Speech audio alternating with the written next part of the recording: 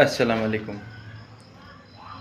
একটা সময় ছিল যখন সমাজের ধনিকতন্ত্র, ধনী শ্রেণীর মানুষরা, জমিদাররা, এছাড়াও যারা রাজা, যারা দেশ শাসন করতেন, সে সমস্ত রাজারা, সে সমস্ত সম্রাটরা, কিংবা সে সমস্ত ধনিক শ্রেণীর মানুষরা, জমিদাররা, তারা গরিব মেয়েদের তাদের নৃত্যসভায় তুলে এনে তাদেরকে অর্ধনগ্ন করে নৃত্য করাতেন। এটা কিন্তু প্রাচীন ভারতের বা বিশ্বের একটা নগ্ন বাস্তব চিত্র, যে একসময় গরিব ঘরের মেয়েদেরকে তুলে এনে বা যে সমস্ত চাষিরা বা যে সমস্ত কারিগররা জমিদারদের ঋণ পরিশোধ করতে পারত না, বা রাজাদের ঋণ পরিশোধ, খাজনা ইত্যাদি যে সমস্ত ট্যাক্স রয়েছে, সেই সমস্ত ট্যাক্সগুলো পরিশোধ করতে পারত না, তো তখন সে সমস্ত জমিদাররা সেই সমস্ত গরিব চাষিদের মেয়েদেরকে তুলে আনত এবং তারা সেই সমস্ত মেয়েরাকে, সে সমস্ত গরিব বাবার মেয়েরাকে, যারা দিন আনে দিন খায়, তাদেরকে ধর্ষণ করত এবং তাদেরকে তাদের নৃত্য সভায় দাসী করে রাখত এবং তাদেরকে অর্ধনগ্ন করে মঞ্চে উপস্থাপন করা হতো, সবার মধ্যে উপস্থাপন করা হতো এবং নাচানো হতো। বর্তমানে এটা কিন্তু যারা ধনিক শ্রেণীর, ধনিকতন্ত্র, সমাজে উচ্চবিত্ত শ্রেণীর যে সমস্ত ধনী ব্যবসায়ী বা নেতা নেতৃবৃন্দ যারা রয়েছেন, নেতা নেত্রীদের মেয়েরা বা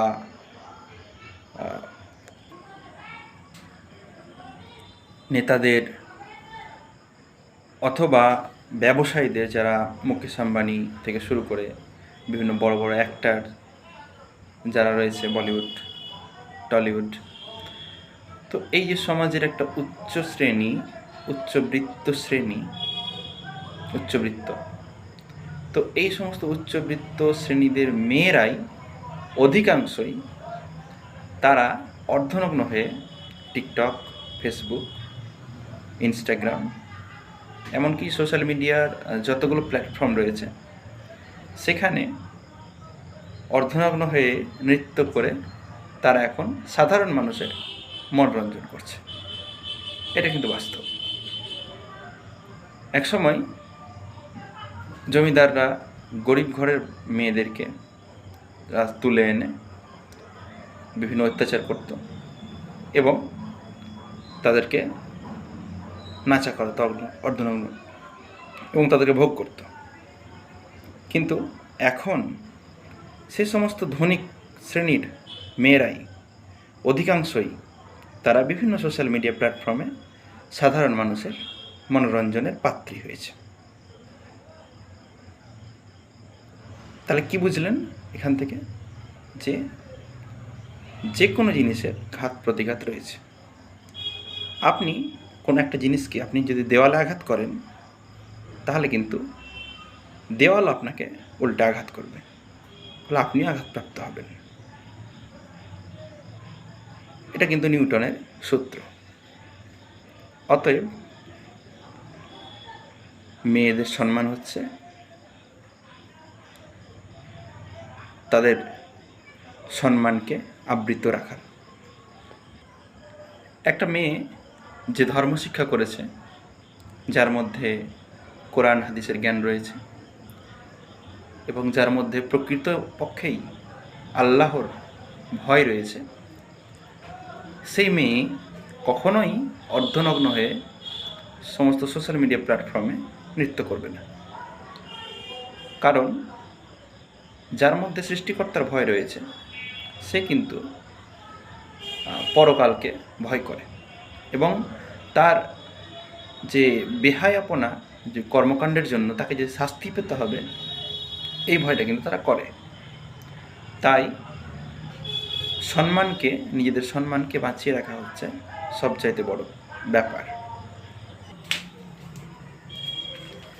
সৃষ্টিকর্তা যে বিধান দিয়েছে সেটা বোঝার ক্ষমতা সবার নাই, সেটা বোঝার ক্ষমতা একমাত্র ইমানদারেরই হয়েছে। যাদের পরকালে ভয় নাই, যারা পরকালকে বিশ্বাস করে না, সে সমস্ত মানুষ বেহায়াপনার দিকে বেশি মনোযোগী হয়ে পড়ে। যাদের পরকালে ভয় নাই, আপনি সমীক্ষা করলে দেখতে পাবেন, বা বিভিন্ন সমীক্ষাতে দেখা গিয়েছে, সোশ্যাল মিডিয়ায় গেলে আপনি দেখতে পাবেন, উইকিপিডিয়াতে বিভিন্ন সমীক্ষায় দেখা গিয়েছে যে সমস্ত মানুষ পরকালে ভয় করে তাদের মধ্যে কিন্তু অপরাধের প্রবণতা নেই বললেই চলে। কিন্তু যে সমস্ত মানুষ সংশয়বাদী, মুক্তমনা, তাদের মধ্যে কিন্তু আপনি লক্ষ্য করবেন যে ধর্ষণের প্রবণতা তাদের মধ্যে সবচাইতে বেশি।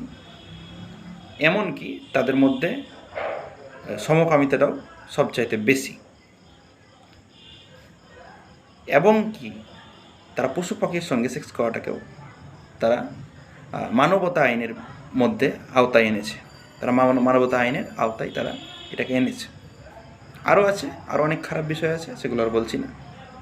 সেগুলো লেখার মাধ্যমে আমি একবার পোস্ট করেছি, হিউম্যান রাইটস, সেটা নিয়ে আমার বিস্তারিত আলোচনা করা আছে। তাহলে যে সমস্ত মানুষের পরকালে ভয় থাকবে সে সমস্ত মানুষ কখনোই অপরাধের দিকে ধাবিত হবে না। আল্লাহ সুবহানাহু ওয়া তাআলা মেয়েরাকে যেমন পর্দা করতে বলেছেন, তেমন পুরুষদেরকেও আদেশ করেছেন যে তাদের দৃষ্টি যেন অবনত রাখে, অর্থাৎ তারা যেন মেয়েদের দিকে কুদৃষ্টিতে না দেখে, তারা যেন মেয়েদেরকে সম্মান করে এবং মেয়েরাও যেন তাদের সম্মানকে রক্ষা করে চলে। দুটো হুকুমই কিন্তু সৃষ্টিকর্তা দিয়েছেন, এবং কেন দিয়েছেন সেটা আপনারা আশা করি বুঝতে পারছেন।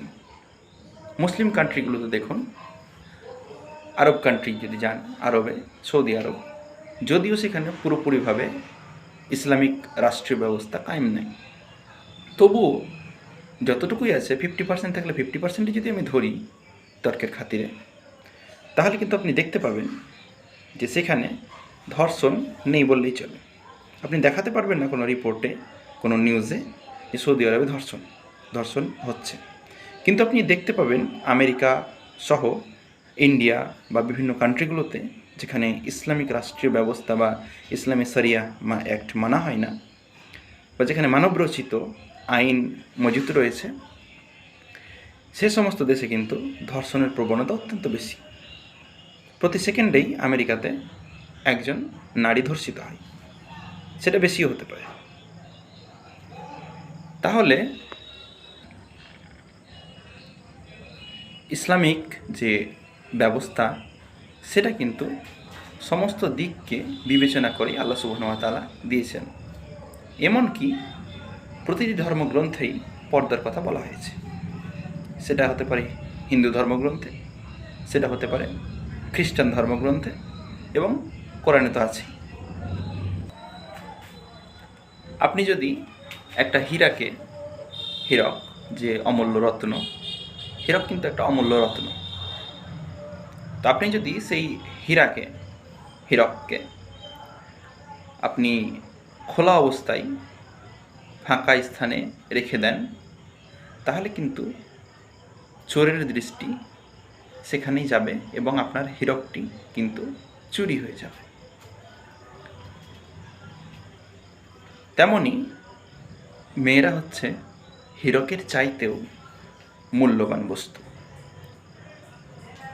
মূল্যবান জিনিস। তাহলে আপনি হীরকের চেয়েও যে মূল্যবান জিনিস, সেই মূল্যবান জিনিসকে নগ্ন করে কিভাবে আপনি রাস্তাঘাটে ঘুরতে দিতে পারেন? রাস্তাঘাটে একটা মেয়ে কিভাবে বেপর্দা হয়ে চলাফেরা করতে পারে। তাদের যে সমস্ত অমূল্য সম্পদ রয়েছে তাদের উচিত সেগুলোকে রক্ষা করা।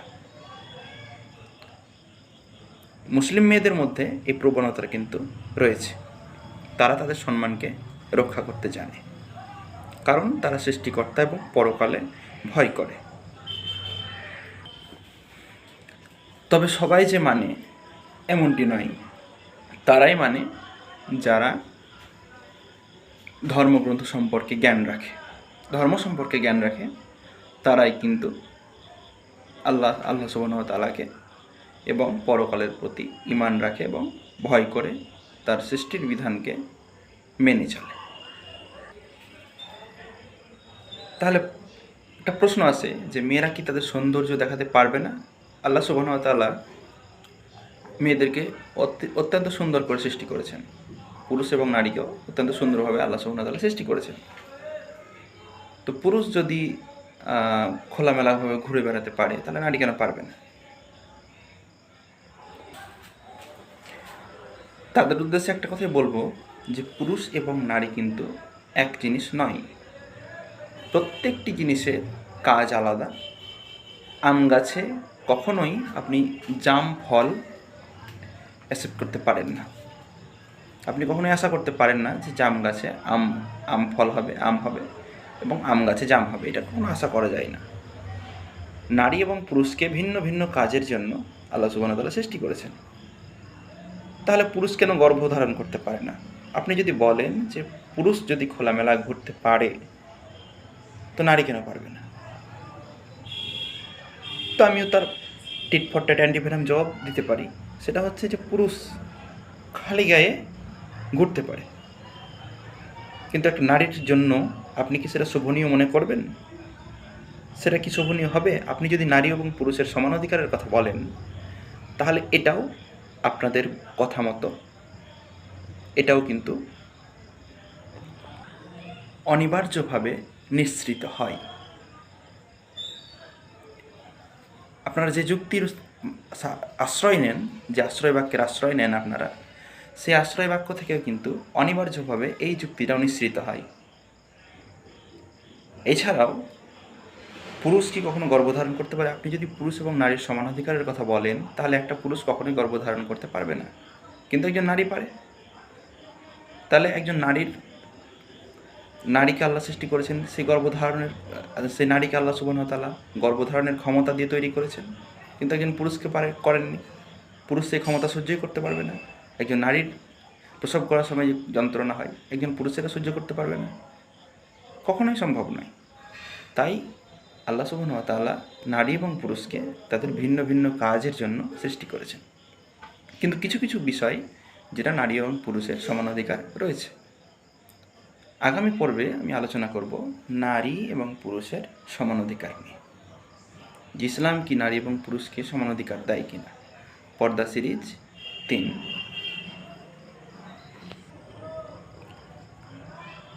আরেকটা বিষয় সেটা হচ্ছে যে নগ্নতাকেই এখন আধুনিক মনে করা হয়, নগ্নতাই হচ্ছে আধুনিকতা। তাহলে ভাইজান, তাদের উদ্দেশ্যে আমি একটা কথাই বলবো যে আপনি আদিম যুগে চলে যান। আদিম যুগে মানুষ কিন্তু বস্ত্র পরিধান করতো না। অনেক পরে মানুষ পশুদের ছাল গায়ে দেওয়া শিখেছে শীত থেকে বাঁচার জন্য। তারও পরে লজ্জা নিবারণের জন্য মানুষ সেই পশুদের ছাল এবং গাছের পাতাকে পোশাক বানিয়েছে। আপনি আফ্রিকার গ্রামগুলোতে গেলে দেখতে পাবেন যে তারা কিন্তু সেখানকার মেয়েরা কিন্তু পুরুষদের মতো খালি গায়ে ঘুরে বেড়ায়। তাহলে সভ্য বলতে গেলে আপনাকে তাদেরকেও সভ্য বলা উচিত, কিন্তু তাদের আপনারা সভ্য বলেন না, তাদের আপনারা এখনও অসভ্য মানুষ হিসেবেই চিহ্নিত করেন। তাহলে ভাইজান, যদি নগ্নতায় যদি আধুনিকতা হয়, তাহলে পুরুষরা তো সবচাইতে আধুনিক অবশ্যই, কিন্তু আদিম মানুষের সবচাইতে আধুনিক ছিল। তাহলে মানুষের পোশাক আবিষ্কারের কোনো প্রয়োজনই হতো না। মানুষের যদি লজ্জা নিবারণের প্রয়োজন না হবে, তাহলে কিন্তু মানুষের পোশাকেরও কোনো প্রয়োজন ছিল না।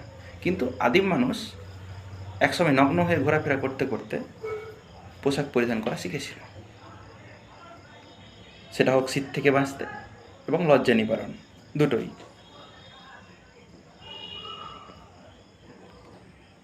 তাহলে আপনি বলেন না কেন যে আদিম মানুষ সবচাইতে বেশি আধুনিক?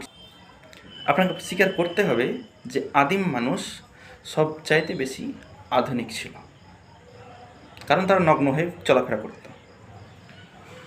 এবং তারপরে মানুষ আস্তে আস্তে ধাপে ধাপে যখন সভ্যতা এগিয়ে গেল, তখন মানুষ পোশাক পরিধান করা শুরু করল। তো ভাইজান, হিপোক্রেসি করে কোনো লাভ হবে না। আধুনিকতার সংজ্ঞা এটা নয়। আধুনিকতার সংজ্ঞা হচ্ছে নিজের সম্মানকে রক্ষা করে চলা। আধুনিক কবিতায় আপনি যদি দেখতে যান, তাহলে কিন্তু রবীন্দ্রনাথের লেখা কবিতাগুলো এখনও অবধি আধুনিক আছে। জীবনানন্দের লেখা এখনও 100 বছর পরে আধুনিক আছে। কিন্তু এখনকার বর্তমান যুগের যে সমস্ত কবিতা, এগুলো কিন্তু আধুনিক কবিতার মধ্যে পড়ে না। এই কবিতার মধ্যে এনেছে যৌনতার ছোঁয়া, আশা আকাঙ্ক্ষা কামনা বাসনা, এগুলো কবিতার মধ্যে এই নগ্ন বাস্তবগুলোকে ঢুকিয়ে দিয়েছে। কিন্তু এগুলো আধুনিক কবিতার সংজ্ঞা নয়, সংজ্ঞার মধ্যে পড়ে না। এগুলো আধুনিক কবিতা নয়। 100 বছর আগে যেগুলো লেখা হয়েছিল, 200 বছর আগে যেগুলো লেখা হয়েছিল, সেগুলো হচ্ছে আধুনিক। তো আধুনিকতার সংজ্ঞা এভাবে দেওয়া যায় না। আধুনিকতার সংজ্ঞা এভাবে দেওয়া যায় না। আধুনিকতা হচ্ছে সেটাই যেটা প্রত্যেক যুগেই যুগোপযোগী। রবি ঠাকুরের কবিতা যেমন প্রত্যেক যুগেই যুগোপযোগী, সেগুলো কখনো মারা যাবে না। সে সমস্ত কবিতার কখনো মৃত্যু নেই, সে সমস্ত গল্পের কখনো মৃত্যু নেই, কারণ প্রত্যেকটা মানবের হৃদয়ে সেগুলো আগামী আদি প্রজন্ম থেকে শুরু করে আগামী প্রজন্ম অবধি সেগুলো স্থান করে নিবেই, এতে কোনো সন্দেহ নেই। তেমনি আল্লাহ সুবহানাহু ওয়া তাআলা যেভাবে কোরআনে যে সমস্ত নিয়মাবলী দিয়েছেন, সেগুলো কিন্তু একটা নির্দিষ্ট সময়ের গণ্ডিতে সীমাবদ্ধ নয়। সেটাই হচ্ছে চির আধুনিক। কোরআনের যে শিক্ষা, কোরআনের যে নীতি, সেটাই হচ্ছে চির আধুনিক। সেটা প্রত্যেকটা সময়ের সঙ্গে খাপ খাইয়ে নিতে সক্ষম। তাই তো কোরআনের নিয়ম মেনে চলতে গেলে ধর্ষণ হবে না, এবং মেয়েরা বেপর্দা হয়ে চলতে পারবে না, মেয়েরা নগ্ন হয়ে চলতে পারবে না।